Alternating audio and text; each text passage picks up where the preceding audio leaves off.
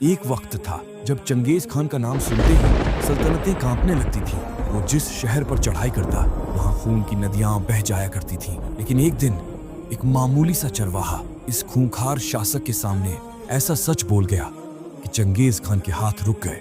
ये सिर्फ एक ऐतिहासिक किस्सा नहीं है, बल्कि आज के दौर के लिए भी एक गहरी सीख है। कहा जाता है कि जब चंगेज खान ने निशापुर पर हमला किया तो पूरे शहर को राख का ढेर बना दिया। गलियां खून से भर गईं और माओं ने अपने बच्चों की लाशें उठाईं। वहां की तबाही के बाद वो अपनी खूनी सेना के साथ रवाना हुआ हमदान की ओर। हमदान में जैसे मौत की हवा बहने लगी। लोग अपने दरवाजे बंद करके खुदा से रहम की दुआएं मांगने लगे। हर चेहरा पीला पड़ा हुआ था और हर दिल डर से कांप रहा था। चंगेज ने हुक्म दिया कि पूरे शहर के लोग एक मैदान में जमा हो, और जब सब इकट्ठा हो गए तो वो अपने घोड़े से उतरा और गरजती हुई आवाज में बोला, मैंने सुना है कि हमदान के लोग बुद्धि और समझ में बेजोड़ हैं। तुम्हारे बारे में ये प्रसिद्ध है, हम दानी और हिच नदानी, सब कुछ जानकर भी कुछ नहीं जानते। आज मैं तुमसे एक सवाल पूछूंगा।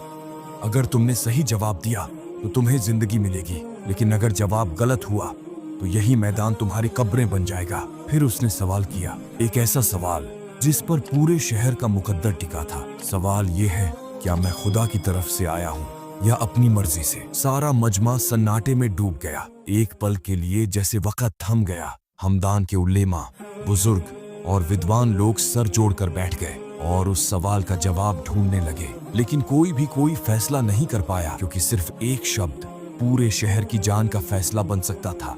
तभी भीड़ को चीरता हुआ एक सादा सा कपड़ा पहने चरवाहा आगे बढ़ा। उसकी आंखों में डर नहीं था, बल्कि एक गहरी बसीरत थी और सच का उजाला था। चंगेज खान, अगर मैं जवाब सुनूंगा तो सिर्फ इसी से सुनूंगा। चरवाहा, न तुम खुदा की तरफ से आए हो और न ही अपनी मर्जी से।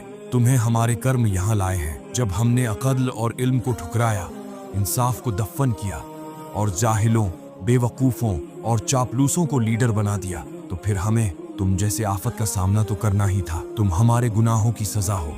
चंगेज खान चुप हो गया। एक पल के लिए जैसे वक्त थम गया हो। उसने एक नजर उस चरवाहे पर डाली, फिर पूरे मजमे को देखा और बस इतना कहा, सबको जाने दो। चंगेज जैसे तूफान आसमान से नहीं उतरते, वो हमारी खुद की गलतियों, हमारी कोताहियों का नतीजा होते हैं। जब हम इंसाफ को छोड़ देते हैं, जब हम अकल और समझ को रुसवा कर देते हैं, तो चंगेज फिर लौट आते हैं, अलग अलग चेहरों में, अलग अलग नामों के साथ। मकाफाते अमल से गाफिल मत हो। गेहूं बोओगे तो गेहूं उगेगा, जौ बोओगे तो जौ, अर्थात जैसा करोगे वैसा ही भरोगे।